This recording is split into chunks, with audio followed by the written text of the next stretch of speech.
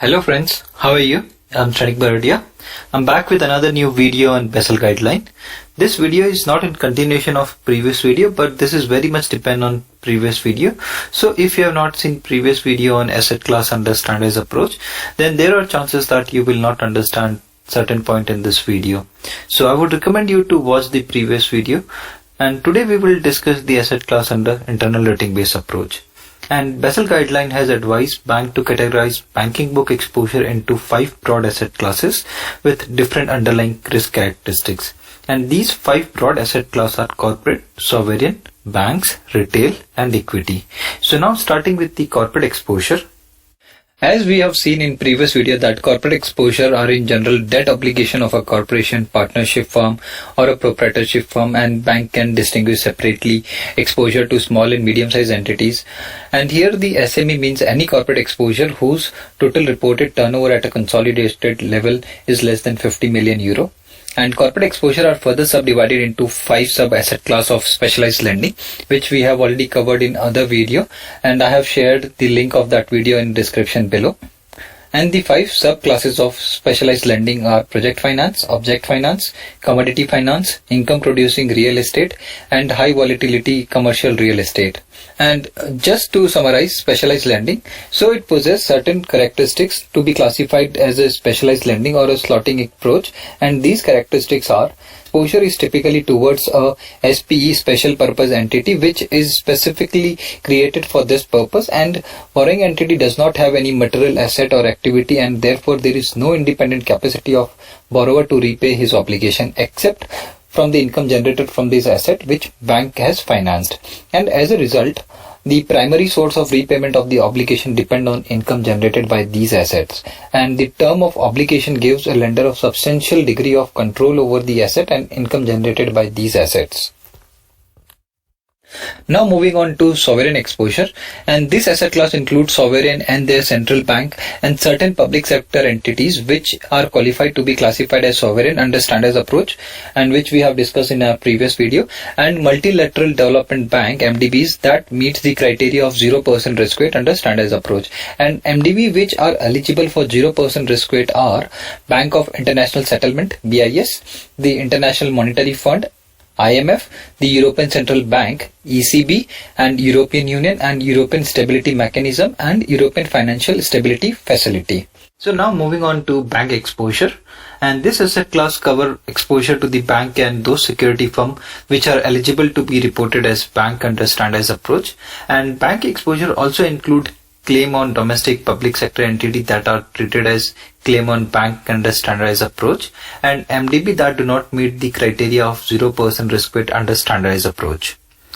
And security firm which may be treated as claim on bank provided these firms are subject to supervisory and regulatory arrangement as comparable as to those of banks, which means that any security firm which are as regulated as bank, then such security firm can be classified as claim on bank.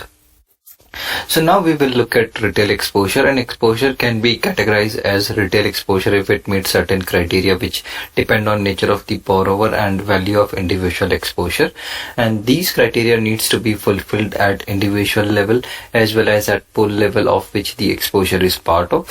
So first we will look at the criteria required at individual exposure level. So first is exposure to the individual such as revolving credit, line of credit, credit card, overdraft, personal loan, and other exposure with similar characteristics are generally eligible for retail exposure regardless of the exposure size. However, supervisor can put exposure threshold to distinguish between retail and corporate exposure. And the second, residential mortgage loan, and these are eligible retail exposure regardless of the exposure size as long as the loan is given to an individual that is an owner occupier of the property, and if there are only few units which are rented out within a building, then that can be considered as retail exposure. Otherwise they will be treated as corporate, and again this depend on supervisor discretion. And third is loan to small business, and these are also eligible retail exposure provided the total exposure of banking group to a borrower on consolidated basis is not more than 1 million, and any exposure which is guaranteed by an individual will also be considered in this threshold. And now we will look at criteria required at pool level of the exposure. And the first criteria is the exposure must be one of the large pool of the exposure. And the second criteria is exposure below 1 million euro will be treated as retail exposure. Furthermore, it must not be managed individually but rather as a part of portfolio or a pool of exposure with the similar risk characteristics.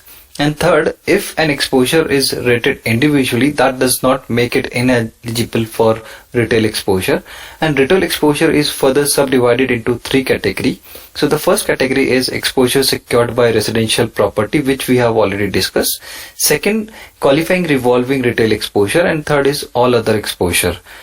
And now we will look at qualifying revolving retail exposure, and here also there are certain criteria which must be satisfied to be treated as qualifying revolving retail exposure, and these criteria are: first, these exposure must be with an individual.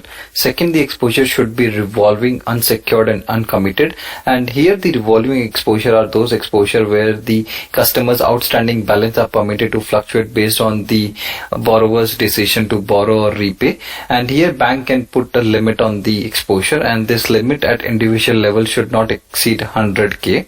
And bank must retain data on loss rate for sub-portfolio for the analysis of volatility of loss rate. So now moving on to equity exposure. In general, equity exposure are defined on the basis of economic substance of the instrument, and they include both direct and indirect ownership, whether they have voting right or not. And an instrument will be considered as an equity exposure if it is irredeemable, in the sense that the return of invested fund can only be achieved by the sale of the investment or sale of right to the investment or by liquidation of the issuer. Second, it does not embody an obligation on the part of issuer. And third, it conveys a residual claim on the asset or income of the issuer.